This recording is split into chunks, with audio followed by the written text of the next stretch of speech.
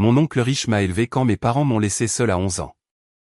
19 ans plus tard, maman s'est présentée à la lecture du testament en espérant des millions jusqu'à ce que je la remette à sa place. Je m'appelle Adley Pierce, et l'année où j'ai découvert ce que ma famille pensait vraiment de moi, j'avais 11 ans. Pas 12, pas 13. 11. Les gens arrondissent toujours quand je raconte cette histoire. Comme si une année de plus la rendrait un peu moins moche. Cela ne changerait rien. C'était un mardi à la fin du mois de juin, le genre de journée d'été dans le Connecticut où l'air se pose sur votre peau comme une serviette mouillée. Je suis rentré chez moi après avoir passé la nuit chez mon amie Tabitha, sans rien attendre de particulier. Peut-être le déjeuner. Peut-être ma mère criant sur mon frère pour qu'il sorte les poubelles. Au lieu de cela, j'ai trouvé une enveloppe manie sur le comptoir de la cuisine avec mon nom écrit dessus avec l'écriture de mon père, le genre d'écriture qu'il utilisait pour les listes de courses. À l'intérieur, il y avait $300 en billets de 20, une clé de la porte arrière de notre voisine Madame Hollenbeck, et une seule feuille de papier jaune lignée. Adley, nous sommes à Myrtle Beach jusqu'en août. Madame Hollenbeck a dit que tu pouvais rester là-bas si la situation devient bizarre. Il y a des choses dans le congélateur. N'appelle pas à moins que quelqu'un ne saigne. C'était tout. Pas de au revoir. Pas de je t'aime. Aucune mention de mon anniversaire, qui était dans 11 jours. Je suis resté debout dans cette cuisine pendant un long moment. Le réfrigérateur bourdonnait. Quelque part dans la rue, une tondeuse à gazon a démarré. Je me souviens de la façon dont le soleil passait par la fenêtre au-dessus de l'évier et formait un rectangle parfait sur le sol, et comment je l'ai fixé jusqu'à ce que mes yeux brûlent parce que je savais que si je regardais ailleurs, j'allais commencer à pleurer. Et qu'une fois que j'aurais commencé, je n'étais pas sûr de pouvoir m'arrêter. Mon frère aîné Bennett venait d'avoir 16 ans. Il était le garçon en or. Capitaine de l'équipe de cross, tableau d'honneur, la totale.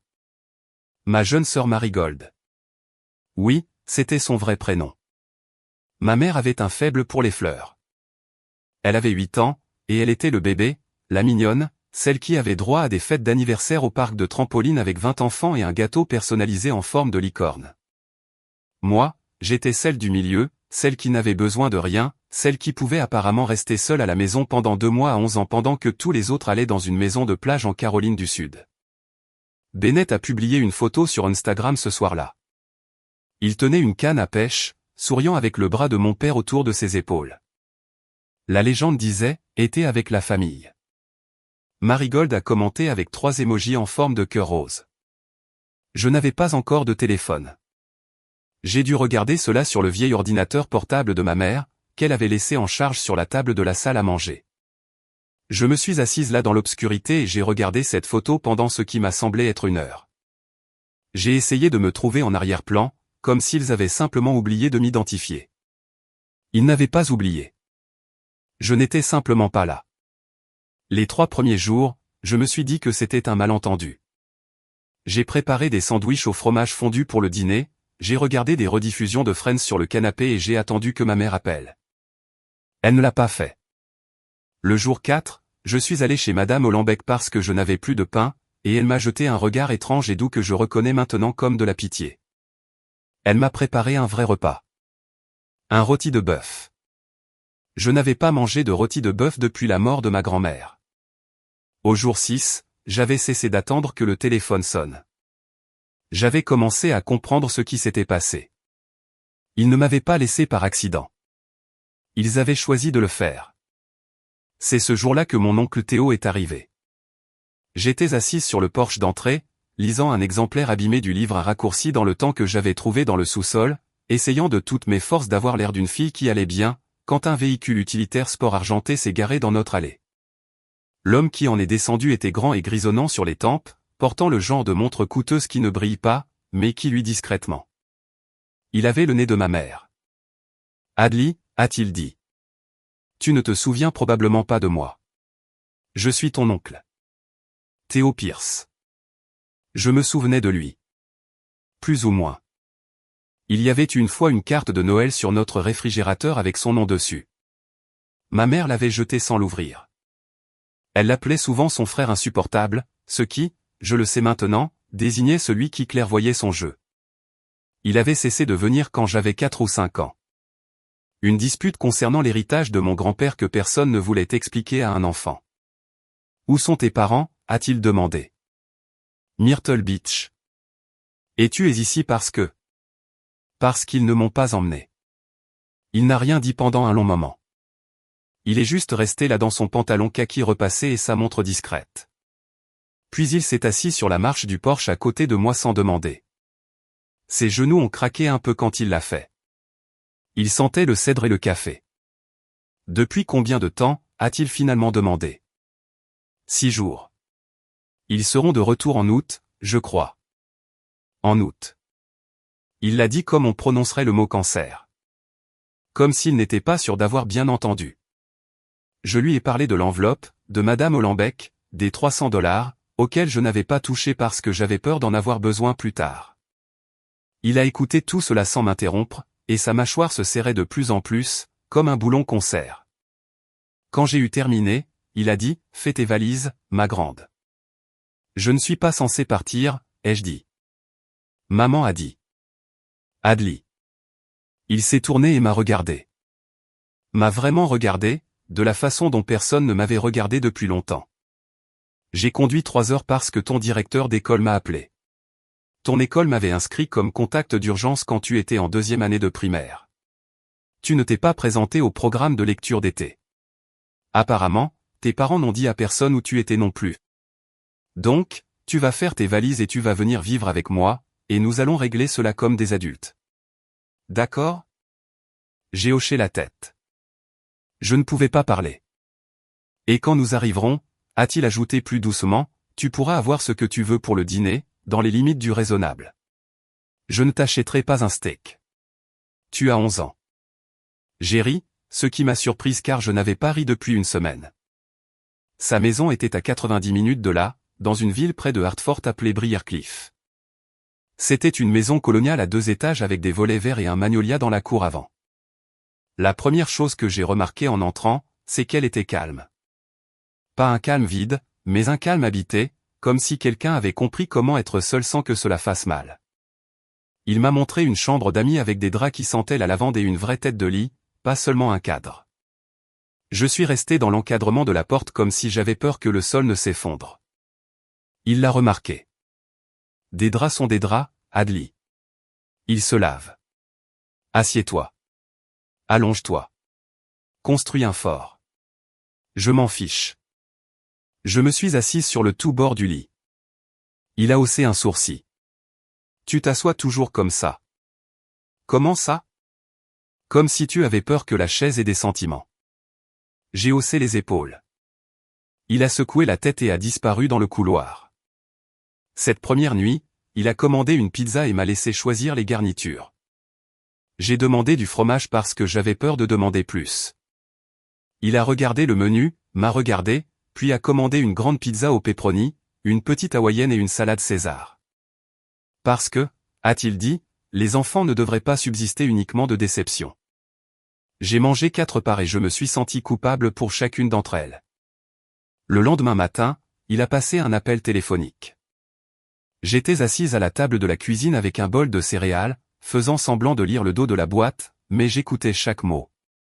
Margaret, c'est moi. Oui, je sais en quelle année nous sommes. Non, je n'appelle pas pour me disputer. J'appelle parce que ta fille est assise à ma table de cuisine en train de manger des céréales, et que toi, apparemment, tu es en Caroline du Sud. Non, tu ne m'interromps pas. Elle a 11 ans, Margaret. 11. Je n'avais jamais entendu personne prononcer le nom de ma mère comme ça, comme si c'était un verdict. Il y a eu un long silence. Puis il a dit, voici ce qui va se passer. Je dépose une demande de tutelle temporaire d'urgence lundi matin. Tu peux t'y opposer ou tu peux signer les papiers volontairement, mais de toute façon, elle ne retournera pas dans cette maison à la fin de l'été. Tu peux appeler ça comme tu veux. J'appelle ça le strict minimum. Oui, je demanderai à mon avocat de l'envoyer. Au revoir, Margaret. Il a raccroché. Il est resté là une seconde, la main toujours sur le téléphone. Puis il s'est tourné vers moi et a dit, que penses-tu des crêpes? J'ai commencé à pleurer. Non pas parce que j'étais triste, mais parce que, pour la première fois de ma vie, quelqu'un avait utilisé le mot euphobe à mon sujet et le pensait vraiment. Il a déposé les papiers le lundi. Ma mère les a signés le vendredi. Comme ça, sans se battre. Je pense que c'est la partie qui m'a le plus brisé. En y repensant, elle n'a même pas essayé. Elle n'a pas dit, nous avons fait une erreur. Renvoyez-la à la maison. Elle a dit, d'accord. Et elle a envoyé une boîte par service de messagerie avec mon manteau d'hiver et 3 paires de jeans. Et c'était tout. J'ai vécu avec oncle Théo de l'âge de 11 ans à l'âge de 18 ans, puis pendant mes études universitaires, et d'une certaine manière, je vis toujours avec lui aujourd'hui, même s'il est parti. Il était ingénieur en structure.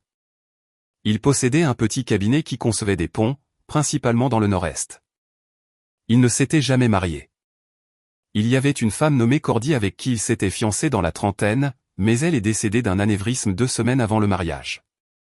Il avait gardé sa photo dans un tiroir de son bureau, et un seul brin de gypsophile séché du bouquet qu'il n'avait jamais utilisé était épinglé sur le tableau de liège au-dessus de son bureau. Je l'ai interrogé à son sujet exactement une fois. Il m'a parlé d'elle pendant 2 heures, puis il n'a plus jamais reparlé d'elle, mais j'ai compris pourquoi il n'avait rempli la maison avec personne d'autre. Certaines personnes vivent un grand amour et quand il disparaît, elles ne cherchent pas de remplacement. Elles deviennent simplement très douées pour être seules. Il avait été très doué pour être seul jusqu'à mon arrivée. La première leçon qu'il m'a apprise concernait la chaise. J'étais là depuis environ 3 semaines et je continuais à faire cette chose où je m'asseyais sur le bord de chaque meuble comme si j'étais l'invité d'un hôtel que je ne pouvais pas me permettre. Il est entré dans le salon un soir alors que j'étais perché sur la causeuse, et il m'a regardé et a soupiré. « Adli, viens ici. » Je me suis approché. « Assieds-toi sur le canapé. » Je me suis assise sur le canapé. « Penche-toi en arrière. » Je me suis penché en arrière. « Maintenant, lève tes pieds. » J'ai levé mes pieds. « Voilà, » a-t-il dit. « C'est comme ça qu'on s'assoit dans une maison où on vit. Pratique cela. » Je l'ai pratiqué.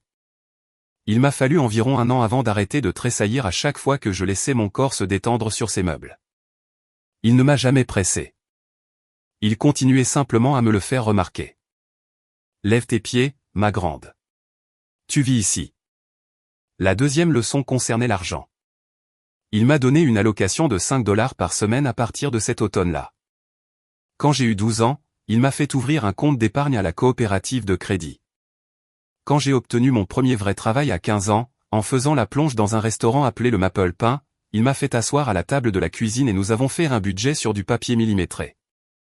La moitié va à l'épargne, 1/4 pour les choses dont tu as besoin, 1/4 pour les choses que tu veux. Et ne confonds jamais ces 2 dernières, a-t-il dit. C'est comme ça que les adultes finissent fauchés. La troisième leçon concernait les gens. Il y a 2 sortes de personnes, Adli. Les personnes qui prennent plus qu'elles ne donnent et les personnes qui donnent plus qu'elles ne prennent. La plupart des gens font partie de la première catégorie, et ils ne le savent pas eux-mêmes, ce qui les rend dangereux. Observe ce qu'ils font, pas ce qu'ils disent. Et quand tu trouveras la deuxième catégorie, et tu la trouveras. Ils sont plus rares que tu ne le penses, mais ils existent. Garde-les près de toi. Ne les laisse pas s'échapper. J'ai noté cela dans un cahier à spirale vert qu'il m'avait offert pour mon premier Noël. Il m'avait offert quelques petites choses cette année-là, pas beaucoup. Une paire de gants de ski de fond parce que je lui avais dit que je voulais essayer l'équipe au collège.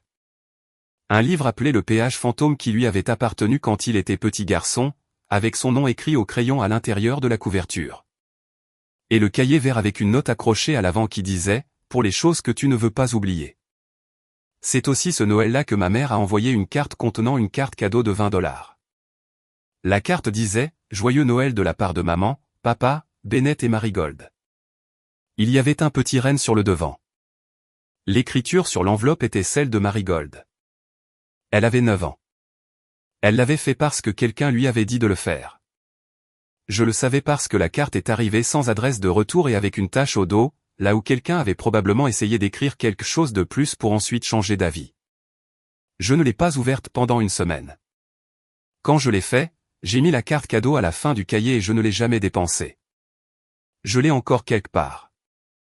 Expirée depuis environ 15 ans maintenant. Oncle Théo n'a jamais dit un mot sur mes parents à moins que je n'en parle en premier. Il ne les a pas dénigrés. Il n'a pas prétendu qu'ils étaient meilleurs qu'ils ne l'étaient. Il m'a simplement laissé l'espace nécessaire pour les comprendre à mon propre rythme. La fois où il a été le plus proche de dire quelque chose de cruel à leur sujet, c'est quand j'avais 14 ans et que je lui ai demandé pourquoi il n'avait même pas appelé pour mon anniversaire.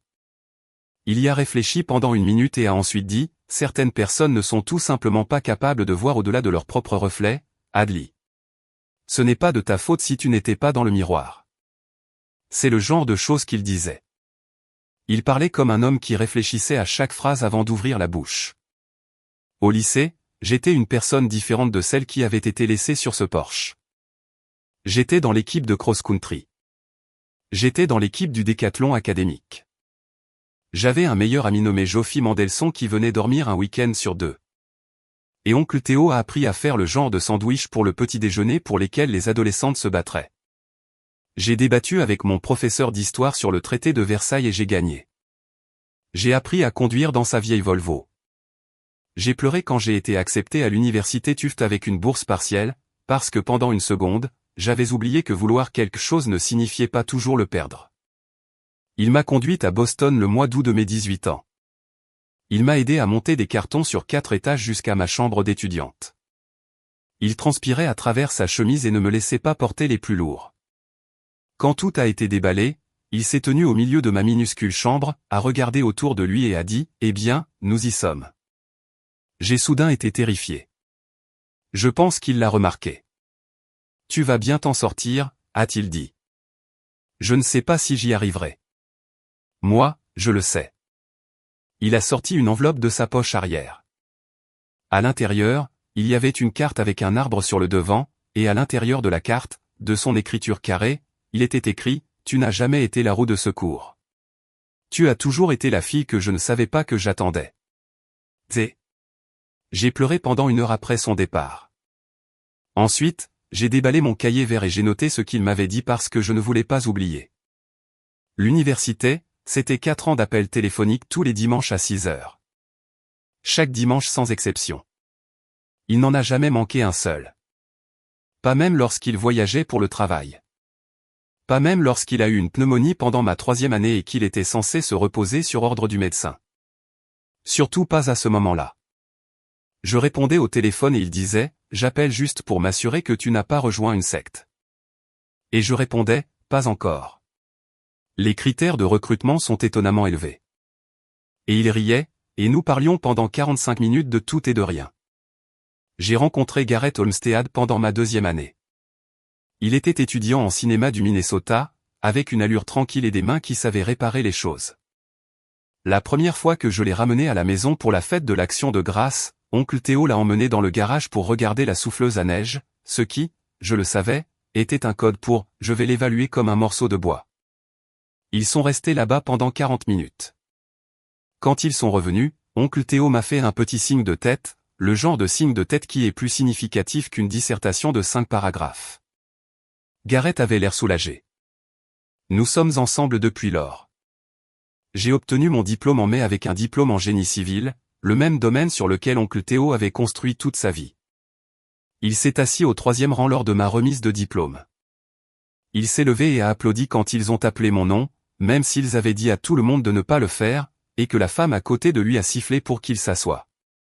Il ne s'est pas assis. Après la cérémonie, il m'a serré dans ses bras et il a dit, « Tu as fait cela.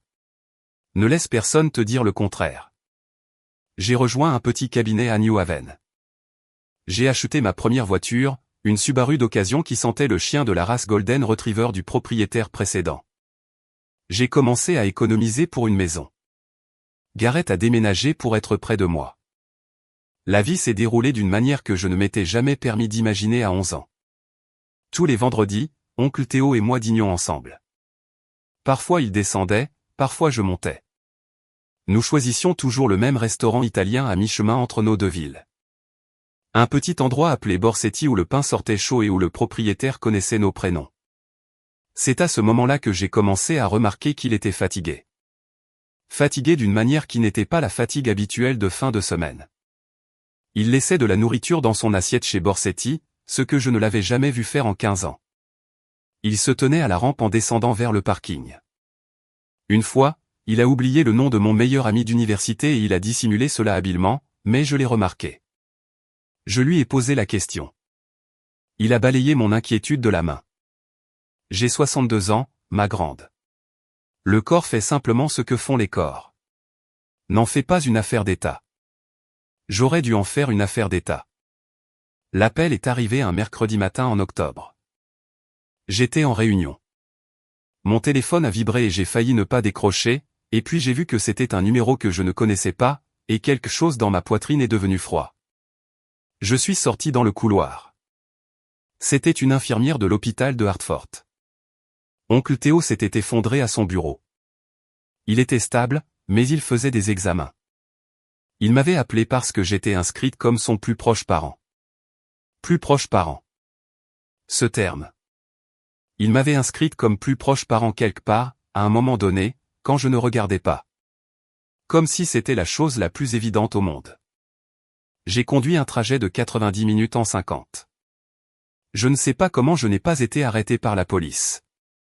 Quand je suis arrivé, il était assis dans le lit avec l'une de ces terribles blouses d'hôpital, et il paraissait plus petit qu'il ne l'avait jamais été, et il a essayé de faire une blague sur la nourriture. Je me suis assise sur la chaise en plastique à côté de son lit et j'ai tenu sa main, et j'ai pleuré d'une façon dont je n'avais pas pleuré depuis l'âge de 11 ans. C'était son cœur. Insuffisance cardiaque congestive avancée. Il était au courant, s'est-il avéré, depuis presque 1 an. Il ne me l'avait pas dit parce qu'il disait, je ne voulais pas donner d'espace à cela dans ta vie jusqu'à ce que j'y sois obligé. Je lui ai crié dessus. J'ai pleuré sur lui. Il m'a laissé faire. Quand j'ai eu terminé, il m'a serré la main et a dit, « Adli, il nous reste un peu de temps. Ne le gaspillons pas à être en colère. Nous avons eu 9 mois. » Il a continué à travailler à temps partiel jusqu'à ce qu'il ne puisse plus. Il a continué à venir chez Borsetti jusqu'à ce qu'il ne puisse plus. Il a continué à appeler le dimanche jusqu'à ce qu'un dimanche, il ne le fasse plus. Et j'ai conduit jusque chez lui, je l'ai trouvé endormi sur le canapé et je suis resté pour le reste du week-end. Et je ne suis jamais retourné à mon appartement, sauf pour prendre des vêtements. J'ai emménagé dans sa maison en février. Garrett est venu aussi. Garrett ne s'en est jamais plaint une seule fois. Ce dernier Noël, il m'a offert une boîte en bois.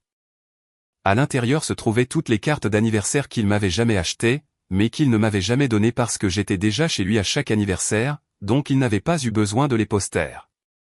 Il y en avait 19, datées. La première était pour mon 12e anniversaire. Joyeux anniversaire, ma grande. Content que tu sois là. La dernière, celle pour mes 30 ans, qui était dans 4 mois, disait « Joyeux anniversaire, Adli Pierce. Tu es la meilleure chose pour laquelle j'ai jamais fait de la place dans ma vie. » J'ai lu les 19 d'une traite sur son canapé, les pieds surélevés et les larmes coulant sur mon visage, son vieux chien Otis endormi sur mes genoux.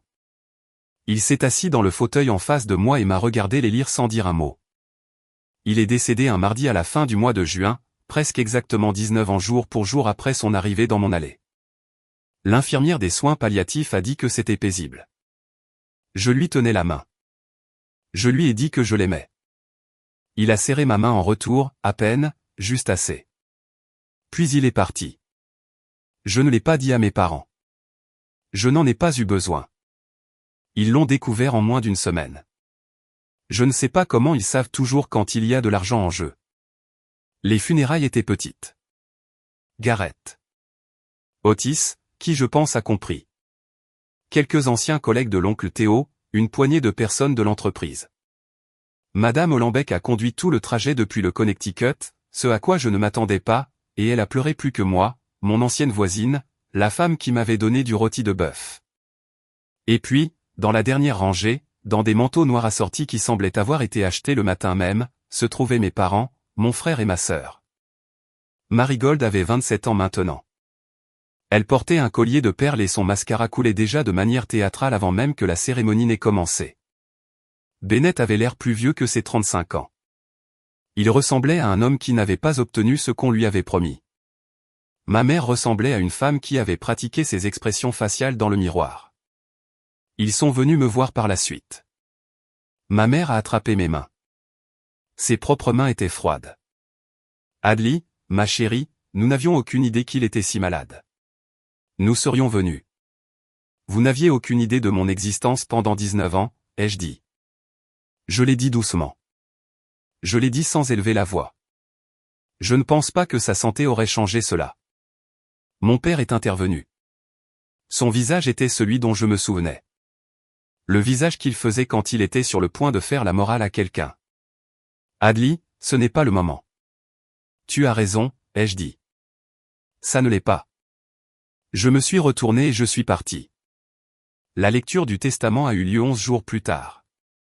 C'était dans un cabinet d'avocat à West Hartford, dans une salle de conférence avec une longue table et des chaises inconfortables. L'avocate, une femme nommée Mavi Doherty, était quelqu'un que je connaissais depuis l'âge de 12 ans car oncle Théo l'invitait parfois à dîner. Elle m'a fait un signe de tête quand je suis entré. Elle n'a pas fait de signe de tête aux 4 personnes assises de l'autre côté de la table. Ma mère avait apporté un mouchoir. Mon père avait apporté son visage de donneur de leçons. Bennett était sur son téléphone. Marigold avait remis du mascara. Mavi a passé en revue les préliminaires, les dettes, les legs de bienfaisance. Il y en avait plusieurs, y compris un pour le club des jeunes de Hartford qui était suffisamment important pour que ma mère grimace véritablement. Puis elle est passée au reste. À ma sœur avec qui j'ai rompu les ponts, Margaret Pierce Holloway, et à son mari, Daniel, qui n'ont pas contacté ma nièce ni moi-même depuis 19 ans, je laisse ce qui suit, un exemplaire du livre pour enfants, Le péage fantôme, avec un mot de ma nièce. Aux frères et sœurs de ma nièce, Bennett Holloway et Marigold Holloway, je laisse la même chose. La pièce est devenue silencieuse. La bouche de ma mère s'est ouverte et est restée ouverte. À ma nièce, Adli Pierce, que j'ai eu le privilège d'élever depuis l'âge de 11 ans, je laisse la totalité de ma succession. Cela comprend ma maison à Briarcliff, tous les meubles, tous les actifs liquides, mes parts dans l'entreprise, mes comptes de retraite, et tous les autres avoirs non spécifiés précédemment. La valeur totale estimée après impôts et legs est d'environ 4,2 millions de dollars. Marigold a fait un bruit de bouilloire. Bennett a finalement levé les yeux de son téléphone. Mon père a dit, « Quoi ?» Je suis resté assise avec mes mains croisées sur mes genoux et je n'ai rien dit. Ma mère a dit, « Cela ne peut pas être juste. » Il devait vouloir dire autre chose. Nous sommes sa famille. Je l'ai regardé. Je l'ai regardé pendant un long moment.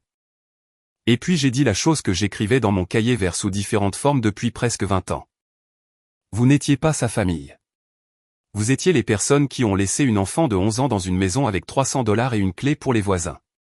Vous étiez les personnes qui m'ont cédé dans une boîte envoyée par service de messagerie. Vous n'avez pas le droit d'entrer ici et de vous appeler famille juste parce qu'il y a de l'argent sur la table. La famille, c'est ce qui est présent.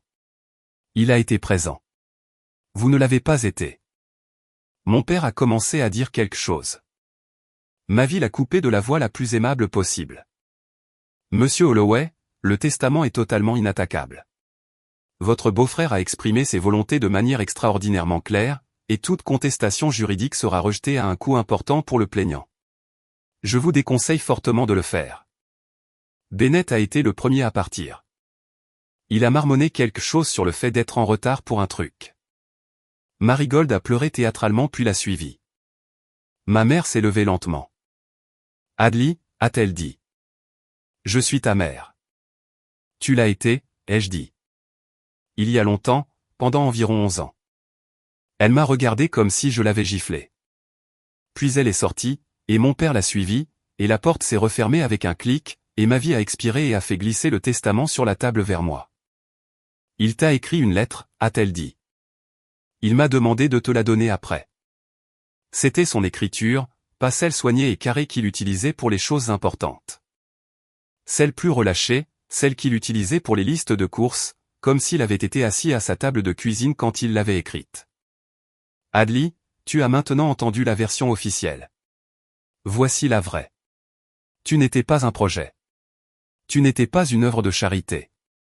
Tu n'étais pas une enfant que j'ai recueillie parce que j'avais pitié de toi. Tu as été la meilleure chose qui soit jamais arrivée à un vieux célibataire têtu qui ne savait pas qu'il avait de la place pour cela. Tu ne me dois rien. Utilise l'argent pour construire quelque chose. Achète cette maison avec Garrett. Et un enfant ou n'en est pas. Voyage. Donnant une partie. Choisis une cause. Tu sauras laquelle est la bonne quand tu la verras. Et garde tes pieds sur les meubles. Tu as mérité le canapé. Zé. Je suis resté dans cette salle de conférence pendant un long moment après le départ de ma vie. Puis je suis retourné à la maison de Briarcliff, la maison qui était mienne maintenant, et je me suis assise sur son canapé et j'ai levé mes pieds. Gareth est rentré à la maison ce soir-là et m'y a trouvé. Otis était sur le sol à côté de moi. Les lumières étaient éteintes. Il n'a rien dit. Il s'est juste assis à côté de moi, a passé son bras autour de moi, et nous avons regardé l'obscurité pendant un moment. Un mois plus tard, j'ai reçu un message vocal de ma mère. Elle ne s'est pas excusée. Elle a demandé s'il y avait quoi que ce soit que tu serais prête à partager avec tes frères et sœurs, pour la famille. Je n'ai pas répondu. Je ne l'ai pas supprimé non plus.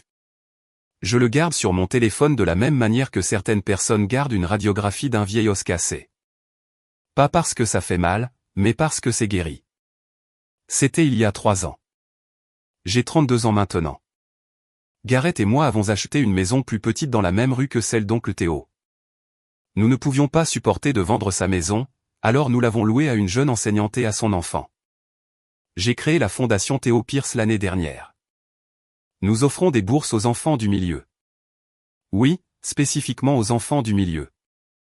C'est la seule exigence, vous devez avoir des frères et sœurs qui existent de part et d'autre de vous, et qui veulent étudier l'ingénierie. C'est un critère étrange.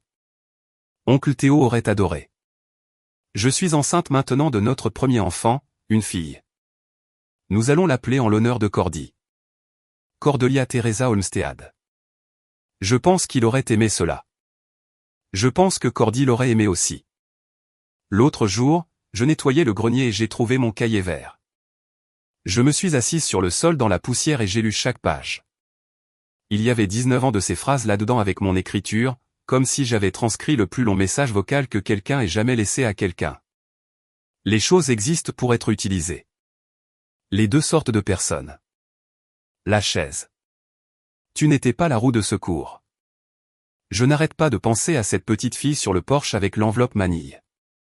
Si je pouvais y retourner, je ne lui dirais pas que tout allait bien se passer, parce que ce n'était pas le cas. Pas pendant longtemps. Je m'assoirais juste à côté d'elle comme il l'a fait, et j'attendrais que le véhicule utilitaire sport argenté se gare.